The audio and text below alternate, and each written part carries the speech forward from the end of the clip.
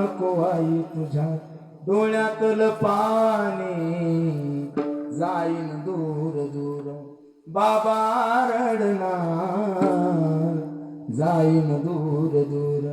माझी आई रडणार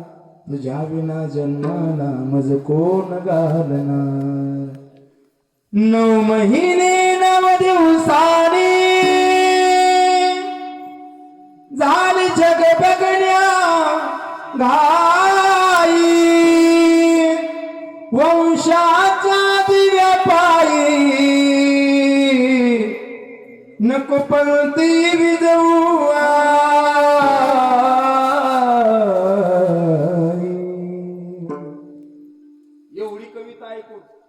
एवढी कविता ऐकून एवढं व्याख्यान ऐकून 2 मिनिटाचं एखादी माझी बहीण गरोदर असेल एखादी माझी माय गरोदर असेल तिला कळालं की माझ्या पोटामध्ये मुलगी आहे आणि एवढी कविता ऐकून तिच्या मनामध्ये जर परिवर्तन झालं आणि एवढ्या मुली जर त्यांनी महाराज जन्म दिला तर मी म्हणेन या वर्षीचा आपला प्रगट दिन साजरा झाला.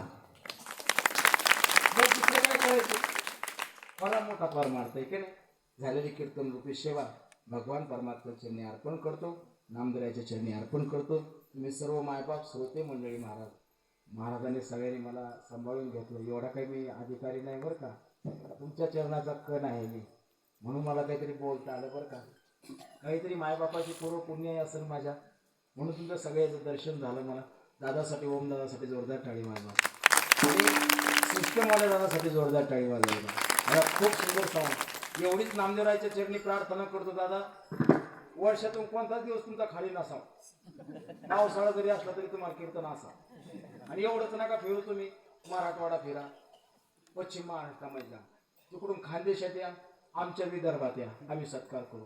विदर्भातून पुन्हा तुम्ही इथे या असं फिरा तुम्ही गोल गोल फक्त एक करा बाबा तुम्ही जिथं जिथं जा तिथं मल बनवा जा का नाही गेला इशारा जाता जात नामदेव महाराज आहेत राजू बाबा आहेत सर्व महाराज श्री संत गजानन महाराज शिष्य परिवार एक जोरदार टाळी वाजवा त्यांच्यासाठी.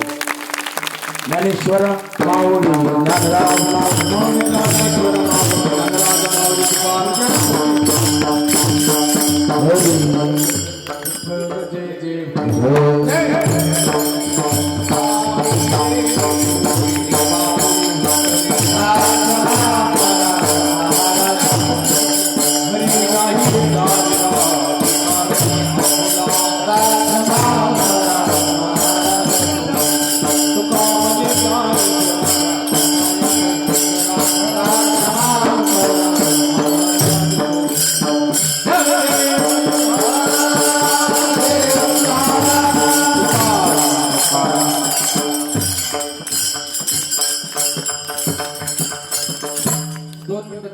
या ठिकाणी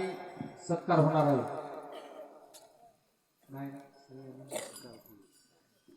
संत गजानन महाराज प्रगट दिनानिमित्त